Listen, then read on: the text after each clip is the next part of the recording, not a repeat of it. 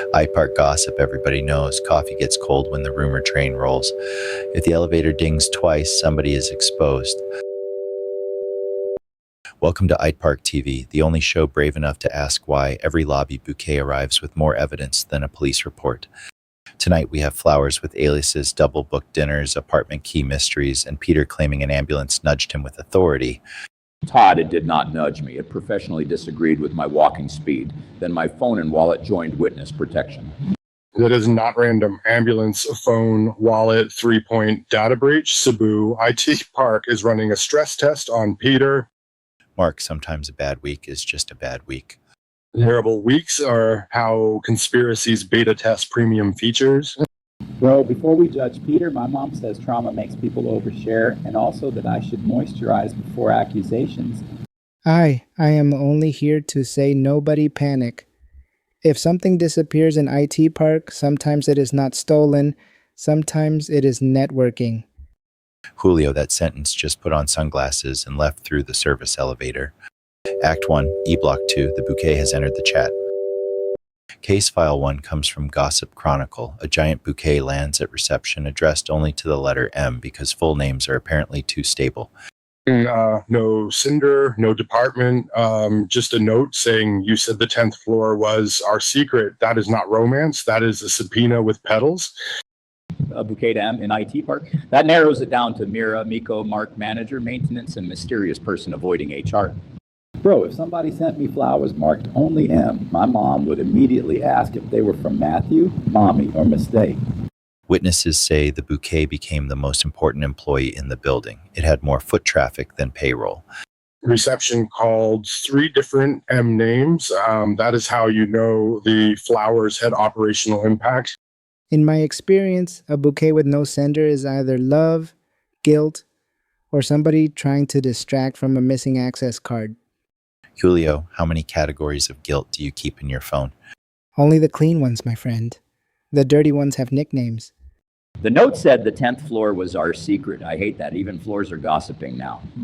The 10th floor is always the floor with the most secrets because nobody goes there unless the elevator accidentally overshares.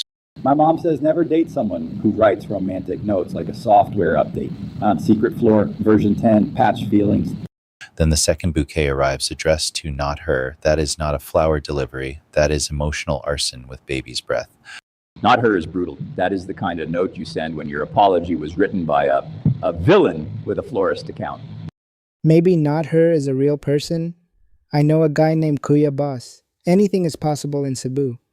No, not her means the sender knew exactly enough to be dangerous and not enough to survive the lobby. The lobby goes silent. Even the coffee cups stopped sweating. That line from Gossip Chronicle is poetry and also probably evidence. Bro, imagine being the wrong M and still hoping. Like maybe these huge red flowers are for Matthew Hampton, emotional thought leader. Matthew, if flowers arrived for you, your mom would call the sender and negotiate custody. Correct, because she protects the brand. Verdict, the bouquet is not a gift. It is a cast announcement. Whoever sent it just launched season 1 of Lobby Court. Act 2, The Walk, 1 man, 2 tables, 0 survival plan. Case File 2, The Walk 2 table date disaster. Gossip Chronicle reports a fictional charmer rotating between 2 dinner tables like a broken office chair. 2 tables? I can barely manage 1 table and a sauce packet. This man scheduled romance like a call center queue. He pretended to take important calls between tables, rookie mistake. In IT Park, every fake phone call has 3 witnesses and 1 bored barista. The Walk is not a spy movie. It is a village with better lighting and a waiter who accidentally becomes the judge. The server asks, "Sir, which table is your girlfriend?" That is not service. That is cross-examination with dessert spoons. Bro, I would faint if my mom says never double book unless it is dental cleaning and emotional availability, and even then bring receipts. 1 woman looks up slowly, the other removes sunglasses after sunset. That is how you know the court is in session. The sunglasses removal is not fashion. It is the opening statement. I respect the server. Very efficient. He found the bug, reported the bug, and deployed consequences. By the end, the two women share fries while the man types messages alone. That is a perfect Cebu ending. Betrayal loses, potatoes win. Sharing fries with your rival is powerful. That is when you know the villain has been downgraded to extra chair. My mom would say those women formed a support group faster than I choose a shirt for brunch. Death thought he was running two romantic threads. He forgot women have Bluetooth. The lesson is simple. If you need a floor plan for your date, you are not dating. You are committing logistics fraud. Also, never sit 2 tables away. That is not strategy. That is a discount on disaster. I once sat 2 tables away from my own order because the waiter pointed vaguely. Even that ruined my evening. Peter, you are not helping your defense against the ambulance. The ambulance came out of nowhere, like the second girlfriend. Act 3. Peter presents his week as a criminal documentary. All right, Peter, full timeline. No edits, no dramatic reenactments, no blaming the 10th floor unless it deserves it. First, I'm walking near E Block, minding my business, when an ambulance approaches with the confidence of a man who owns sandals. Ambulances do not approach. They signal. If it hit Peter, it was probably trying to warn the rest of us. And It clipped me enough to ruin my dignity, but not enough for sympathy. That is the worst medical category. Bro, my mom calls that emotionally uninsured. Then the phone disappears. Yes, my phone was in my pocket, then it was in the Cebu multiverse. I called it, and someone rejected me faster than my ex. Maybe the phone needed space. Phones get tired of hearing men explain crypto at coffee shops. phone stolen after ambulance contact. Classic 2-stage distraction, wheels, impact, pocket vacuum. And the wallet? Gone the next day. My wallet had 4 receipts, expired confidence, and 1 loyalty card with 2 stamps. Whoever stole it inherited disappointment. Bro, losing a wallet with only receipts is not theft. It is outsourcing clutter. If I found that wallet, I would add money out of pity and return it with a business plan. Peter, how do you lose a phone, wallet, and argument with an ambulance in 1 week? I am not losing. I am becoming a cautionary tale with recurring character. He is the bouquet, addressed to peace sender unknown. Note says, you said the crosswalk was our secret. That is actually good. Disturbing, but good. Do not encourage him. Marc has a corkboard in his backpack. Act 4. Matthew brings his mother to relationship court without bringing his mother. Matthew, you keep citing your mom like she is a Supreme Court app with push notifications. Bro, she is my emergency contact, brand advisor, wardrobe committee, and vibe auditor. Hey, some families just have infrastructure. Your mother advises your dating life?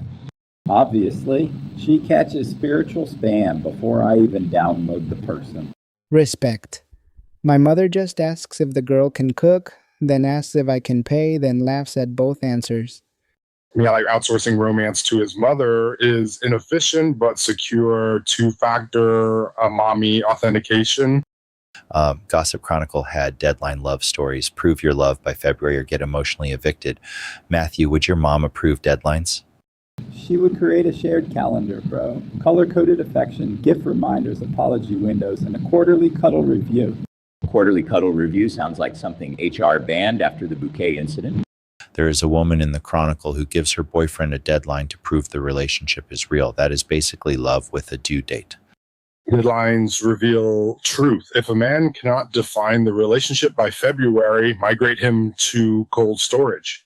Sometimes February is too soon. Give him until payday. Love improves after payroll. My mom says if a man says he is complicated, ask which part is available for pickup. Matthew, that is the first genuinely useful thing said tonight. I hate that it came from the mother I have never met and somehow fear. She says hi, Peter. Also, stand farther from ambulances. Act 5. Julio explains the difference between help, business, and a misdemeanor vibe. Julio, earlier you said if something disappears, it might be networking. Clarify that before our insurance premium rises. I am not saying I am a swindler. I am saying if a discount appears, maybe I introduced it to destiny. Julio is the middleman of reality. He does not steal. He convinces objects to pursue opportunities. Did you steal my phone? No, Peter. If I stole your phone, it would already have a better plan, cleaner contacts, and a cousin in Dubai. Gossip Chronicle is full of missing money, duplicate keys, mystery houses, and people saying gift after the bank account says theft. That is why I tell everybody, if love needs your PIN, at least make the pin funny. Bro, my mom says never share a PIN unless the relationship has health insurance and a notarized apology template. I once shared a Netflix password and felt used for 3 years. Passwords are emotional doors. Peter left his heart on default setting. The Chronicle story says money goes missing. One side says theft, the other says gift, and the community divides like it is choosing karaoke songs. In Cebu, every money story has 3 versions: his version, her version, and the version the cashier knows. That is suspiciously wise. I have never been accused of being unwisely suspicious. No, just suspiciously employed by the plot. Julio does not enter scenes. He arrives as an explanation for why the scene needed cash. Act 6, Avida, Calix, Keys, Condos, and the lobby knows everything. Now we enter the condo zone. Avida, Calix, towers where elevators carry groceries, secrets, and men rehearsing explanations they do not deserve. Duplicate apartment keys are the thumb drives of romance. Think small, silent, catastrophic. If someone finds a second key in your bag, do not say it is for emergencies. The emergency has already started. Bro, my mom labels every spare key: front door, mailbox, emotional damage, and Matthew do not touch. Calix lobby drama is different. The echo makes every accusation sound like a press conference. Gossip Chronicle had a girlfriend discovering her boyfriend was secretly sharing another unit, same building. That is not cheating. That is bad property management. Same building means the lie was not even commuting. It lived within walking distance. Imagine sneaking around and still using the same elevator. Even my stolen phone had more ambition.